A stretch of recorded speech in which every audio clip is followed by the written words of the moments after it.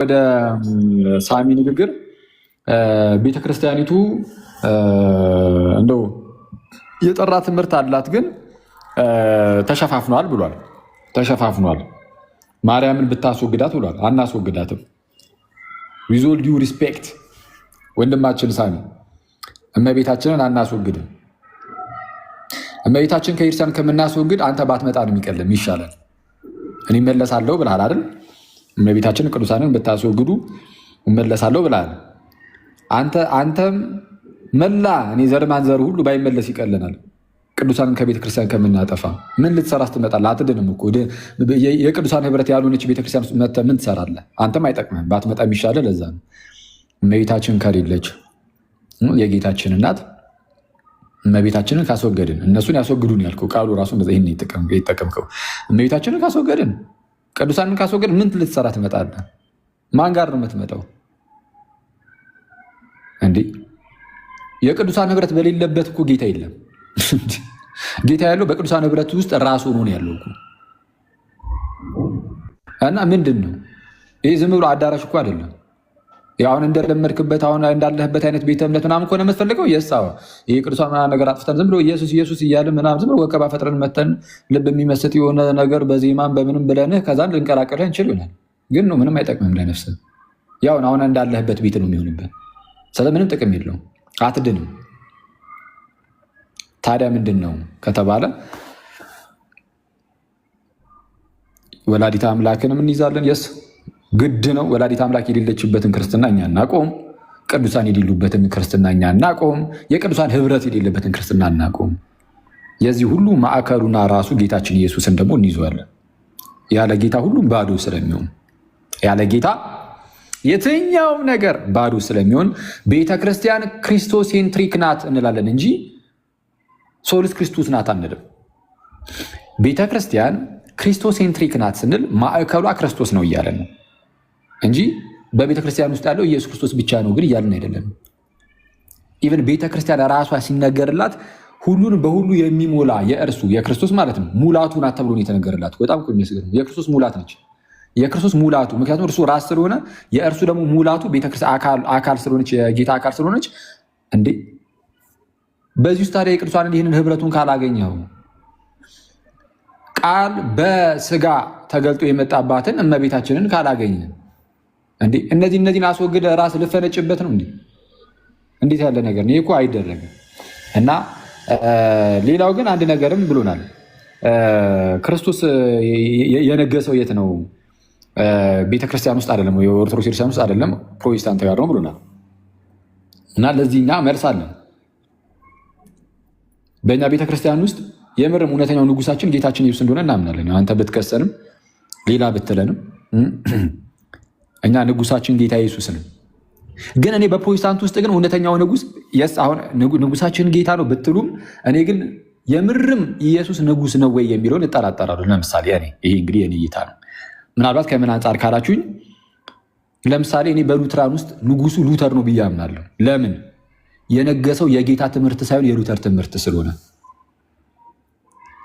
እኔ በፔንቴኮስታል ውስጥም ነገስታቱ ነቢያቱ ናቸው ብዬ አምናለሁ።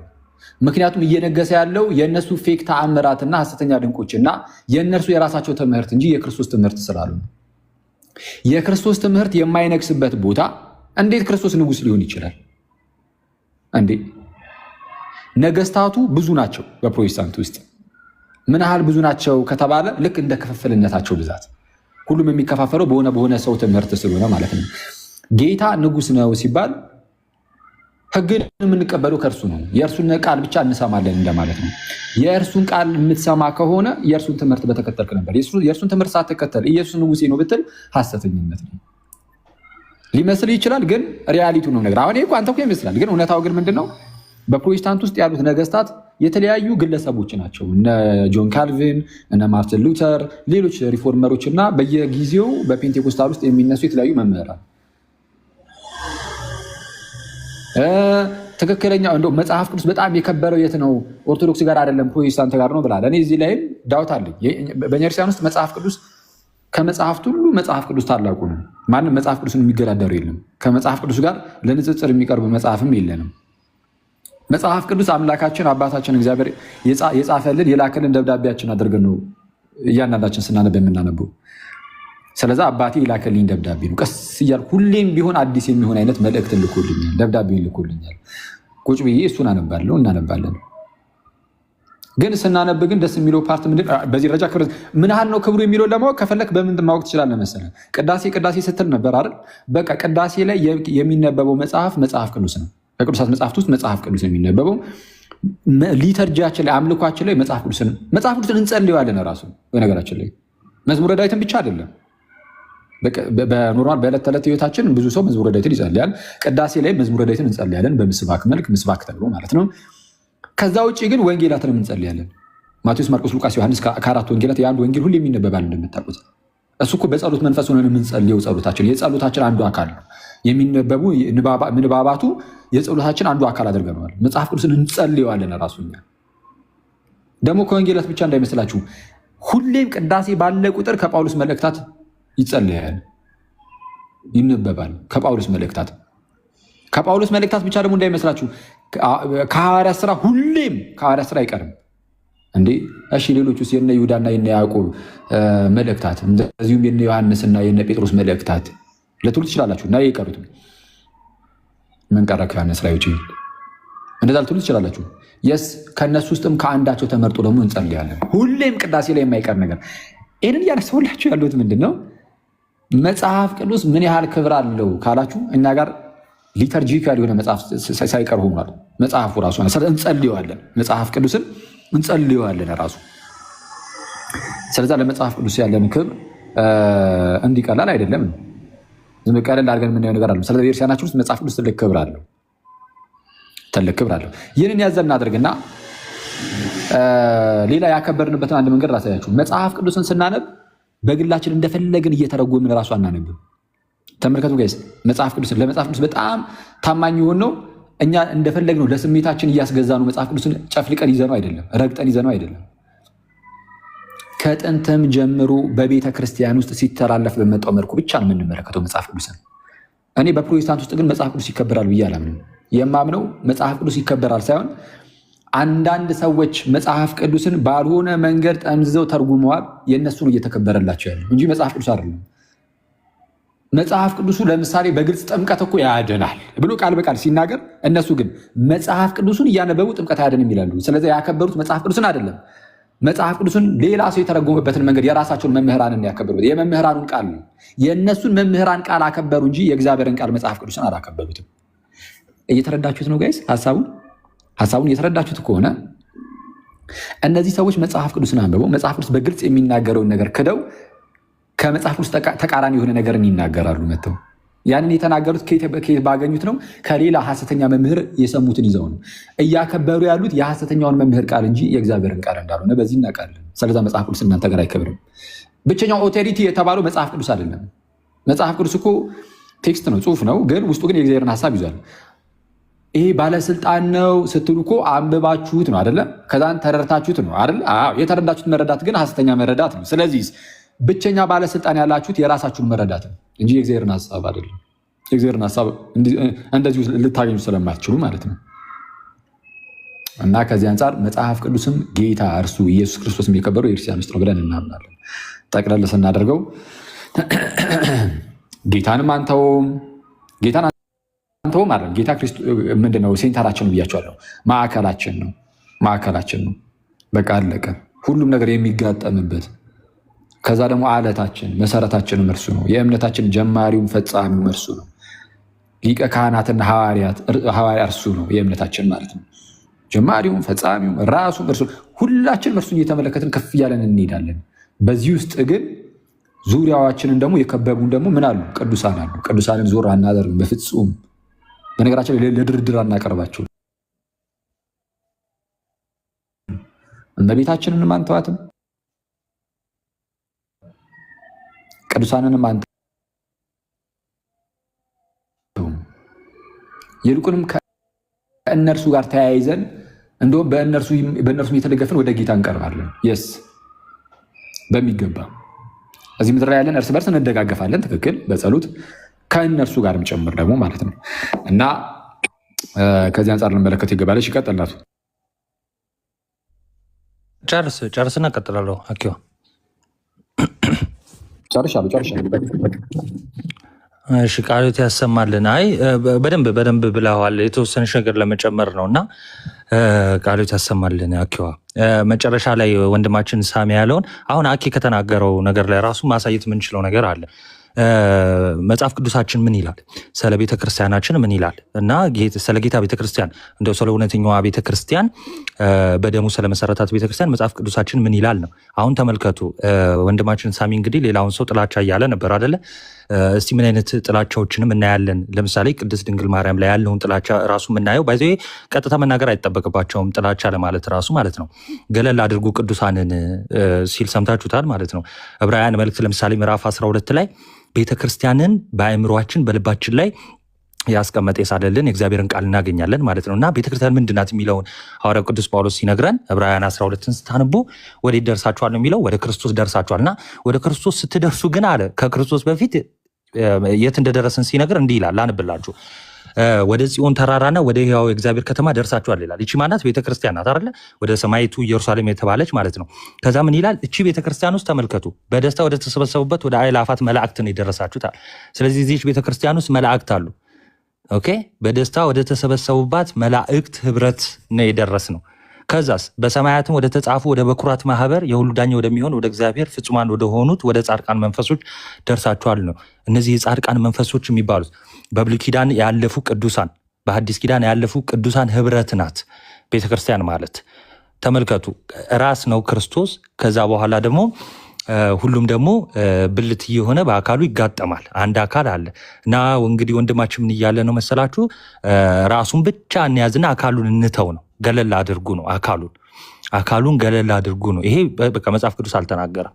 ከዛ በኋላ እዛው ይሄን ንግግር ከተናገረ በኋላ መጽሐፍ ቅዱስ እኛ ጋር ነው የከበረው ሲል ትሰሙታላችሁ። መጽሐፍ ቅዱሱ ግን የሚለው ክርስቶስን ሲነግረን ቤተክርስቲያንን ሲያስተምረን ህብረቷን ወይ ደግሞ የቅዱሳንን ህብረት ማዕከል አድርጎ ነው። ክርስቶስ ሴንተሪክ ነው እንደተባለው፣ ግን ከቅዱሳን የተለየ ክርስቶስን መጽሐፍ ቅዱስ አላስተዋወቀንም። ይልቁንስ ግን አሁን እነዚህ ሰዎች እያስተዋወቁ ነው ያሉት ክርስቶስ ብቻውን ያለ፣ ቅዱሳን የሌሉ፣ ህብረቱ የሌለ፣ እንደ ደመና ያልከበቡን ራኪ በጌታ ላውራ። እሺ ኤኒዌይስ ቁጥር 24 ላይ እንደምንመለከተው የአዲስ ኪዳን መካከለኛ ወደሚሆን ወደ ኢየሱስ ደርሳችኋል እና ደግሞ ታላቅ ወደሆነ መስዋዕት ከአቤል ደም ይልቅ ወደሚሻል ወደሚናገረው ወደ መርጨት ደም ደርሳችኋል ካለ በኋላ አሁን ወደ ኢየሱስ ስንደርስ ግን ያገኘነው ነገር አለ። ቅዱሳኑ እናገኛለን። ልክ በቃ ቤተክርስቲያን ስትመጡ ክርስቶስን ለማግኘት ስትመጡ ቅዱሳንንም አብራችሁ ታገኛላችሁ። ቅዱሳን የሌሉበት የክርስቶስ ስጋ ወይም ደግሞ ቤተክርስቲያን የለችም። ከዛ በኋላ እነዚህ ቅዱሳን እንዲወገዱ ከፈለክ በቃ አናውቀው። መጽሐፍ ቅዱስም ያልነገረን ህብረት ነው። እረኛው የሌለበት ወይ ደግሞ መንጋው የሌለበት ህብረት ይሁንና ያ ደግሞ ባዕድ ይሆናል ወይ ደግሞ መጥፊያ ይሆናል። ስለዚህ እንደተባለው መጽሐፍ ቅዱስ ልክ እንዳለን ህብረታችን በቅዱሳን ህብረት የተሞላች ናት። ስለዚህ ቤተክርስቲያን ክርስቶስን ማንም ማግኘት ቢፈልግ የቅዱሳን ህብረት ውስጥ ነው መምጣት ያለበት መገኘት ያለበት ማለት ነው። ቅድም ቅዳሴን አኪዋ አንስቶታል አይደለ? እና በቅዳሴ ሰዓት ባይዘው እኛ ብቻ አይደለንም የምንገኘው። በነገራችን ላይ ቅዳሴያችን አምልኳችን ሰማያዊ ነው። ያ ማለት በስጋ የተለዩን ቅዱሳንም ህብረት ያለበት አምልኮ ነው በነገራችን ላይ ማለት ነው። እና ንጉሱ ጌታችን መድኃኒታችን ኢየሱስ ክርስቶስ ከቅዱሳኑ ጋር የሚገኝበት ታላቅ የሆነ አምልኮ ነው። የሚገርማችሁ ቅዳሴው ላይ እኛ ነጠላ ብቻ አድርገን የምንገኝበት ካህኑ ብቻ የሚገኝበት አይደለም፣ ጌታችን ራሱ የሚገኝበት ነው። እና ሲገኝ ደግሞ ከቅዱሳኑ ጋር ነው። እሺ ከቅዱሳኑ ጋር የሚገኝበት ነው። ስለዚህ አምልኳችን የሚሆነው ዩኒቨርሳሊ ነው። እኛ ብቻ የምናመልክ ሳይሆን ቅዱሳኑም አብረውን የሚያመልኩ ነው። እንጠራቸዋለን እኮ በቅዳሴያችን ቅዱሳኑን ሜንሽን የምናደርጋቸው ለዛ ነው። እንጠራቸዋለን። ስንጠራቸው አብረው ህብረት ስለሚያደርጉ ነው። ስለዚህ ቤተክርስቲያን ማለት ምን ማለት ነው? የቅዱሳን ህብረት ማለት ነው። የጌታ ስጋ ማለት አካሉ ማለት የክርስቶስ አካሉ ናት እንላለን። ቤተክርስቲያን እሱ ራስ ነው እና ራስ ሆኖ የገባባት ይህች ቤዛነትን ያገኘንባት ቤተክርስቲያን ቅዱሳንን ያገለለች አይደለችም ከጅምሩ ማለት ነው። ስለዚህ ይሄ ራሱ ኢ መጽሐፍ ቅዱሳዊ ነው ለማለት ነው። የቅዱሳን በረከታቸው፣ ጸሎታቸው፣ ልመናቸው፣ ምልጃቸው በሁላችን ላይ ይደር። እግዚአብሔር ያክብርልን። ቀጥላችሁ ኦኬ እሺ፣ ቀጣይ ቪዲዮ ይከፈት ወይስ ስማ? ወደ ኢቢሊ ጋር እኔ በነገራችን ላይ ማለት ነው እንዴ የወንጌልማ እነሱ ጋር ንጹህ ወንጌል ቢኖር በእርግጥ የሲስ ነው የሚስተጋባ ንጹህ ወንጌል ቢኖር እነሱ ጋር ማለት ንጹህ ወንጌል ቢኖር በእርግጥ እሱ እንዳለው ወደዛ እመጣለሁ አለለም። የሚናፍቅ ነገርም ስለሌለ ግን ቢያንስ ንጹህ ወንጌል ቢኖር እነሱ ተሰብስበው ይመለሱ ነበር። የማይመለሱት እኛ ጋር ወንጌል ስለሌለ አይደለም፣ እነሱ ወንጌል ስላልገባቸውና ወንጌልን ስላልያዙት ነው። አንዴ የቺን ነገር አለ ልድገማት። ቆይ አንዴ ምን አይነት ቃል ነው አሁን ያወጣሁት? እኔ ምንድን ነው በደንብ ድገሙ። በደንብ ወይኔ የምር ወደ ቤተክርስቲያን የማይመለሱት ቤተክርስቲያን ንጹህ ወንጌል ስለሌላት ሳይሆን እነሱ ወንጌል ስለሌላቸው ነው። እና ወንጌል ቢኖራቸው በመጡ ነበር። ወንጌል ቢይዙ በመጡ ነበር። ወንጌል ራሱ ይስብሃል ወደ ጌታ አካል ወደ ጌታ ቤተክርስቲያን የሚስብ ነው ወንጌል እንጂ እዛው ገፍትሮ የሚያስቀምጣ ነው። እስኪ የኤቢን ደግሞ እነስም ውስጥ የተሻለ ነገር ካለ ኤስዲ ከቻለች 3 ደቂቃ ነው 1-2 ደቂቃ ተጠቀም። እስቲ አባቢ እንዴት ናችሁ? ደህና ናችሁ ወይ ወንድሞች እህቶች? እህታችም ከላይም ያላችሁ እንዴት ነህ? አባ ጀመረ ደግሞ አሹ ደነገጠ ብለው አታውቅም መሰለኝ። እኔ ላይክ እንትን ነው ብዙ ጊዜ እነሱም ጋር ብቻ ሳይሆን በቃ ይሄ የእንትን የቅባት የጸጋ ምናምን ኮንትሮቨርሲ ይነሳና ዘንድ ደግሞ አሁን ላይ ያሉት ፖለቲካል ኢሹዎችና ስኪማቲክስ ነገሮች ተነስተው የሆነ ቤተክርስቲያን እንደተለያየሽ ምናምን ተደርጎ ሲነሱ የሆነ ፖለቲካልና ስኪማቲክስ ነገሮችን ያለመለየት አይነት ነገር ሆኖ ነው የሚታየኝ። አሁን ቀደም ኤርሚያስ ወንድማችን እንዳለው ማለት ነው። ምክንያቱም አንደኛ በዓለም አቀፋዊቷ ቤተክርስቲያን እውቅና የሌለው ወይም ደግሞ ይሄ ኮሚኒየንና አንድነት የሌለውን አካል ወስደን የቤተክርስቲያኒቱ ነው ማለት አንችልም። ለምሳሌ የኦሮሚያ ቤተ ክህነት ተብሎ የተቋቋመውን ቤተ ክህነት የሁሉም የኦሪየንታል ኦርቶዶክስ አብያተ ክርስቲያናት ኮሚኒየን የለንም ብለው የአርመንም የሶሪያም በግብጽ ያለችው ቤተክርስቲያናችንም ጭምር በህንድ ያለችውን ቤተክርስቲያናችን ጭምር ያወገዙትና ኮሚኒየን የለንም ያሉት ነው። ልክ በእንግሊዝ ላይ እንደነበረው ይሄ የእንግሊዝ የኮፕቲክ ኦርቶዶክስ ቸርች እሱን ሁሉም አብያተ ክርስቲያናት ኮሚኒየን የለንም እንዳሉት ማለት ነው። ስለዚህ ይሄ ፖለቲካ የተጫናቸውን ነገሮች ይዘን ቤተክርስቲያን ላይ ማጠጋጋት ምንም እንትን የለውም። ምክንያቱም ሁሉም አብያተ ክርስቲያናት ብፁዕ ቅዱስ አቡነ ማትያስ ፓትርያርካችን የሚመሩትን ሲኖዶስ ከሱ ጋር አንድነት አለን ኮሚኒየን አለን ያሉት እውቅና የሰጡት ከእርሱ ጋር ስለሆነ ማለት ነው። እንኳን የኦሪየንታል ኦርቶዶክስ አብያተ ክርስቲያናት ይቀርና ሌሎቹ አብያተ ክርስቲያናት የኢስተርን ኦርቶዶክስ ሊሆኑ ይችላሉ። ኢቭን የካቶሊክ ቤተክርስቲያንም ልትሆን ትችላለች። እውቅና ሰጥታ ግንኙነት የምታደርገው የኢትዮጵያ ኦርቶዶክስ ተዋሕዶ ቤተክርስቲያንን በተመለከተ ከአቡነ ማትያስ ጋር ነው እንጂ ከሌሎቹ ከተጠቀሱት አካላት ጋር የቅባት የምናምን ከተባሉት ጋር አካላት ጋር አይደለም ማለት ነው። ስለዚህ ኦፊሻል የኢትዮጵያ ኦርቶዶክስ ተዋሕዶ ቤተክርስቲያን ያላት አንድ ሲኖዶስ ነው ማለት ነው። ሌላው ታሪካዊ ነገሮችን በእርግጠኝነት አሁን ወንድማችን ሳሙኤልን ስለ ቅባትና ኢቭን አሁን ስለ ካራና ቅባት ሲል ነበርና ካራ ራሱ ምን እንደሆነ ራሱ ሚስተር እንዳታወጣ ነገሩት ኖ እንደዛ ሳይሆን ላይክ ሂስቶሪካል እና ቴዎሎጂካል ነገሩን ራሱ አይረዱትም። ብዙ ጊዜ ቅባት እናንተስ የትኛው ኦርቶዶክስ እንምጣ ወደ ቅባት ወደ ተዋህዶ ወደ ካራ ወደ ጸጋ ይሏቸዋልና ላይክ ምንም አይነት ሂስቶሪካልም ሆነ ቴዎሎጂካል አንደርስታንዲንግ በሌላቸው ነገር ላይ ይሄን ማውራቱ ተገቢም አይደለም። ኢቭን በግብጽ ያለችው ቤተክርስቲያናችን እኛ አውቶኬፋሎስ ቸርች ከመሆናችን በፊት በግብጽ ውስጥ ያለች አንዲት ሀገረ ስብከት ስለነበረች ኢትዮጵያ በዛ ጊዜም ጭምር በቦሩ ሜዳ ካውንስል በአፄ ቴዎድሮስ ጊዜ በተደረገው በአምባጫራ ካውንስልም ጭምር በግብጽ ያለችው ቤተክርስቲያናችን ምክንያቱም እስክንድሪያ እናታችን ማርቆስ አባታችን ስለምንል የትኛው ነው ትምህርትሽ ተብላ ስትጠየቅ አቡነ ወይም ፖፓችን ደብዳቤ ልከው በግብጽ ያለችው ቤተክርስቲያን ያላትን ኦፊሻል እምነት በቅባትም ላይ በጸጋም ላይ አሳይታለች ማለት ነው። ስለዚህ የትኛዋ ናት የትኛዋ ጋር እንምጣ የሚልም አይነት ኮንፊውዝ የሚያደርግ ነገር ምንም አይነት ነገር የለውም ማለት ነው። እንደው የጌታን ቤተክርስቲያን ጥላሸት ለመቀባት ካልተፈለገ በስተቀር ማለት ነው።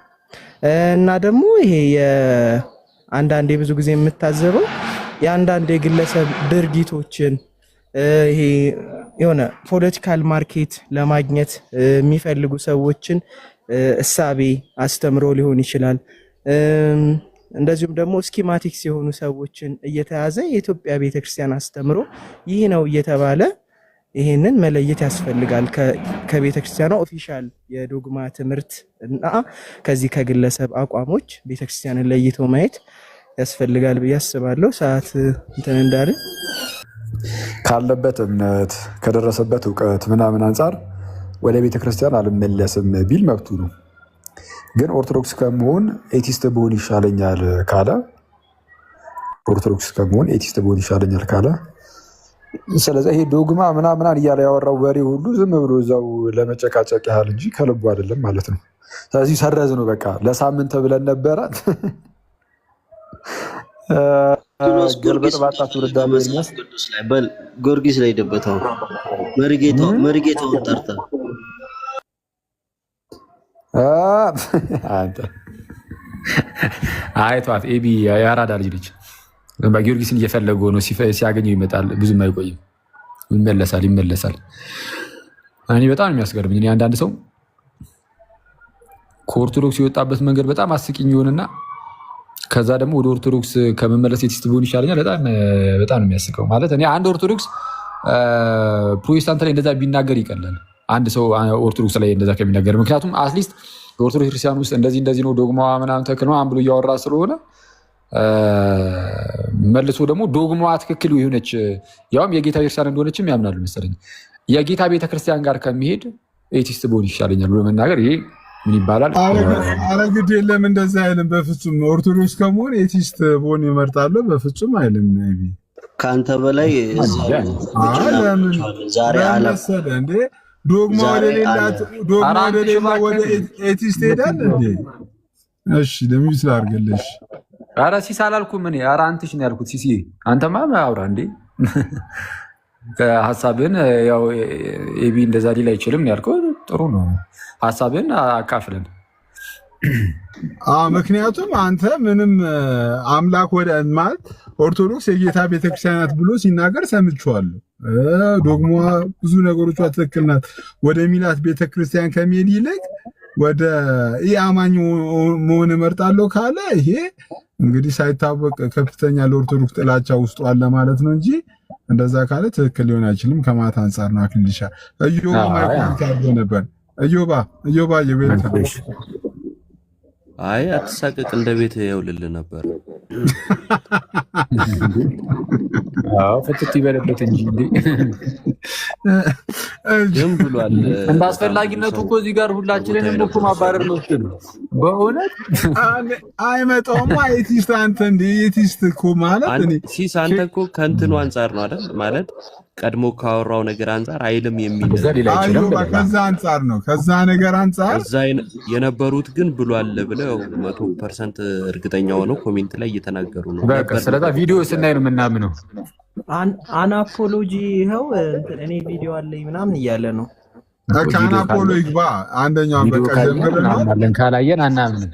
ከዛ ኤቲስት አረ ከባድ ነው። አንተ እንዴት እንዴ ኦርቶዶክስን ከኤቲስት ጋር እንዴት ያነጻጽራል? ይሄማ እንትን አይደለም። አናፖሎ ላክልኝ። እስከዛ ክሪቲሽ ሄድበት በሌሎቹ ሐሳብ ምንም ሐሳብ የለውም እኮ ጀለስ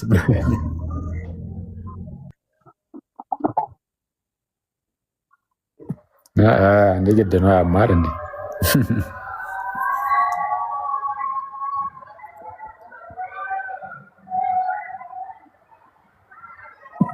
አኪ ሐሳብ ስትባል ሲጀመር ሐሳብ የለውም። ኧረ ተው ምን ሀሳብ የለም ልጁ እኮ እንደው ሀሳብ ምን ሳወራ ሀሳብ ይኖረዋል በለኝ። ሀሳብ እንጨምርለታለን ልጁ ላይ። አይ ኤቢ ምርጥ ሰው ነው። ሁሉን ነገር በግሉ የሚኖረው ሰው እኮ ነው። ይግል ኧረ ቆይ አንዴ አጋነ ስማ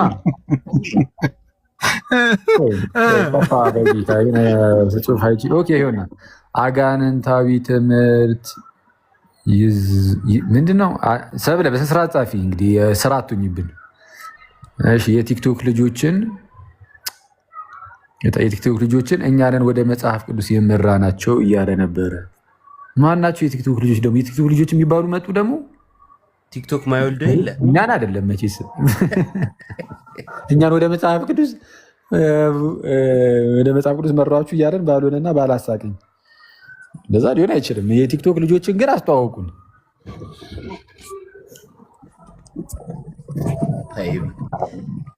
እኔ ቢኮ አንዳንዴ ምን እያጨሰ እንደሚገባ ክርስቶስን እዮባ እንዲህ ካለማ የመራጭ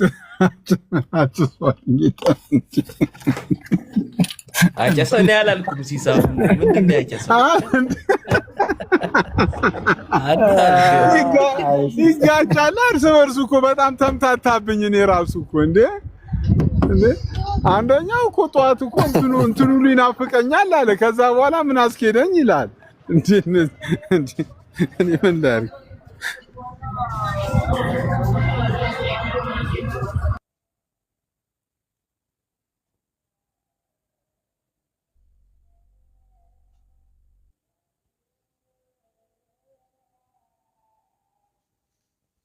አውሩ እንጂ ሰዎች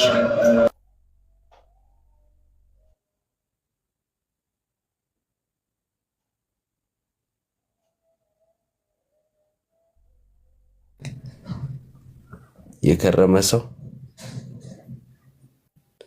ለምን ሼር አናደርግለትም?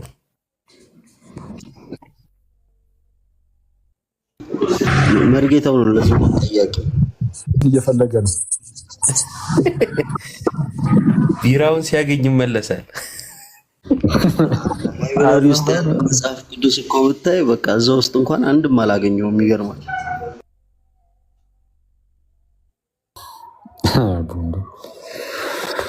እኔ ደግሞ የሆነ እንትን ላይ የመርጌታ ቅድም የሰማሁት ብቻ የመርጌታ ጽጌ ምናምን ብሎ ሲያወራ አይቼው ለካ የእነሱ መጽሐፍ እያነበበ ነው የሚውለው። ደህና ቢያስብ ነበር የሚገርመኝ።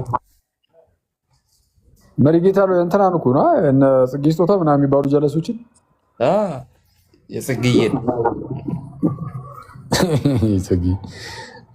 እሱ ጀለስ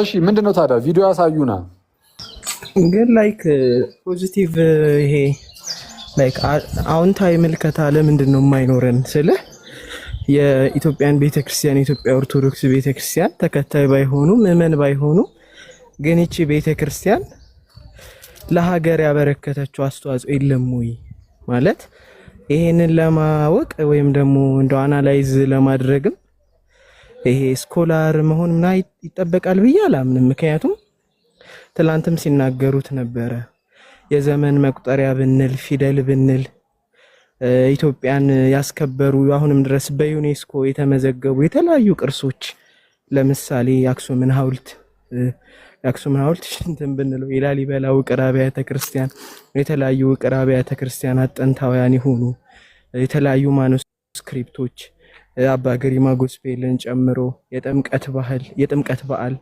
የመስቀል በዓል የተለያዩ ብቻ ብዙ ቅርሶችን እንደቺም ቤተክርስቲያን እንደ እንትን እንኳን ማክበር አይቻልም ወይ ማለት ይሄ ኔሽን ቢልዲንግ ወይም ኮንሰንሰስ ቢልዲንግ በሚባለው የነበራትን ድርሻ ማጉላት አይቻልም ወይ? አሁንም ድረስ የኢትዮጵያ ቤተክርስቲያን ያመጣቻቸውን ነገሮች ዴይ ቱ ዴይ ኢን ላይፍ ላይ የተጠቀሙ ምናምን ይችን ቤተክርስቲያን እንደዚህ መራገጥስ ይቻላል ወይ? ከእናቷ ሆድ ወጥታ እናቷን የምትማታ የሚባለው ተረት አይፈጸምባቸውም ወይ? ማለት ሁሌ አሉታዊ ማይንድ ሴት ለምንድን ነው የሚኖረው? ይሄ ኔጌቲቪቲ ማለት ነውና በፖዚቲቭ ወይ ለምን ማየት አይቻልም? እኔ በጣም የሚገርመኝ ማለት በተለይ ደግሞ ክርስቲያን ነን ብለው እየታሰበ እንደዚህ ማለት እኔ በጣም ሁልጊዜ አሉታዊ መሆን ከባድ ነው።